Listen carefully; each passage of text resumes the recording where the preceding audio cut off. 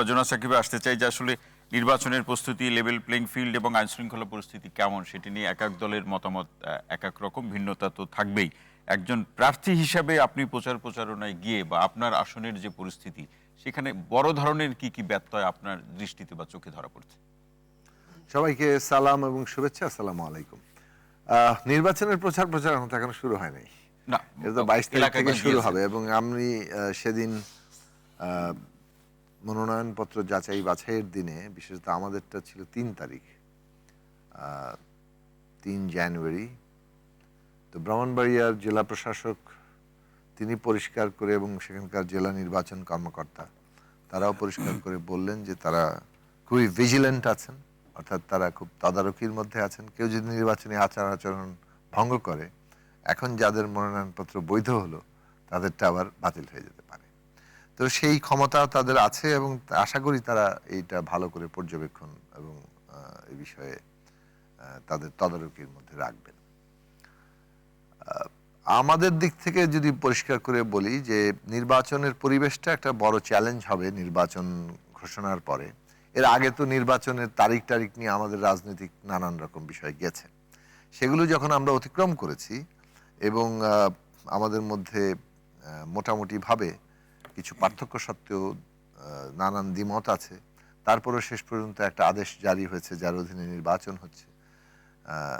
ফলে ওই পর্বগুলো আমরা অতিক্রম করে এসে এখন যখন নির্বাচনের দ্বারপ্রান্তে আমরা প্রচারণা শুরু করব, তখন আমরা কিন্তু বারবার এটা বলেছি যে পরিবেশটাই সবচেয়ে বড় চ্যালেঞ্জ হবে। জি। এবং আমাদের জন্য চ্যালেঞ্জ এই কারণে যে একদিকে ধরেন নির্বাচনটা সুষ্ঠুভাবে করা, আবার এই নির্বাচনটা সুষ্ঠুভাবে হওয়ার উপর বাংলাদেশের ফিউচার কিন্তু অনেক কিছু, মানে আমাদের ভবিষ্যৎ গতিমুখ অনেকখানি নির্ভর করছে। এই অর্থে যে আমরা এই নির্বাচন কেবল একটি নির্বাচন নয়, এটা সংবিধান সংস্কার পরিষদের নির্বাচন। জাতীয় সংসদ নির্বাচন তো বটেই, কিন্তু এটা সংবিধান সংস্কার পরিষদের নির্বাচন, যেখানে সংবিধান মৌলিকভাবে সংস্কার হবে জুলাই সনদের ভিত্তিতে। এবং এইটা আমাদের জুলাই গণ অভ্যুত্থানের আকাঙ্ক্ষা।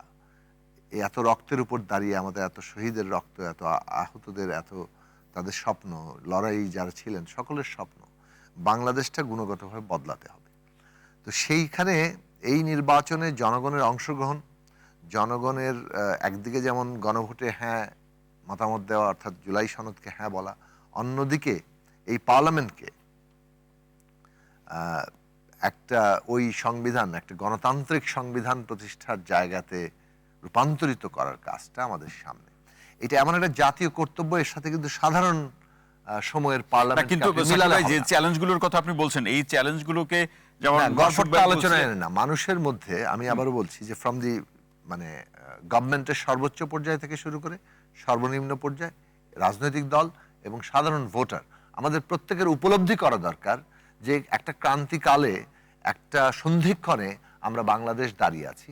আমাদের রাষ্ট্রের পুনর্গঠনের প্রশ্ন, জাতীয় পুনর্গঠনের প্রশ্ন, এটা ফিল করলে ইলেকশনের গুরুত্বটা আমরা ফিল করব। না হলে আচ্ছা হলো একটা কিছু না, কিন্তু ওই জায়গাটা আমার প্রশ্ন, ফিল করাটা যদি আপেক্ষিক ভাবে হয়, যে ফিল করছে আপেক্ষিক ভাবে, আপেক্ষিক একটা শব্দ বা বাস্তবতা বা পরিস্থিতি হিসাবে, তখন এই ফিল করাটা কোনো গুণগত পরিবর্তনে কি সহায়ক হবে? সেক্ষেত্রে দুটো কাজের জায়গা কিন্তু আমরা বহুদিন ধরে বলছি।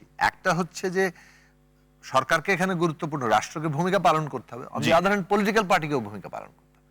রাষ্ট্রের কাজ হচ্ছে প্রশাসনকে অ্যাক্টিভ করা, অস্ত্র উদ্ধার থেকে শুরু করে এইখানে যে মানে প্রশাসন যাতে নিরপেক্ষভাবে কাজ করে, এখানে সেনাবাহিনী থাকবে, পুলিশ থাকবে, প্রশাসন থাকবে, তারা যাতে নিরপেক্ষভাবে কাজ করে।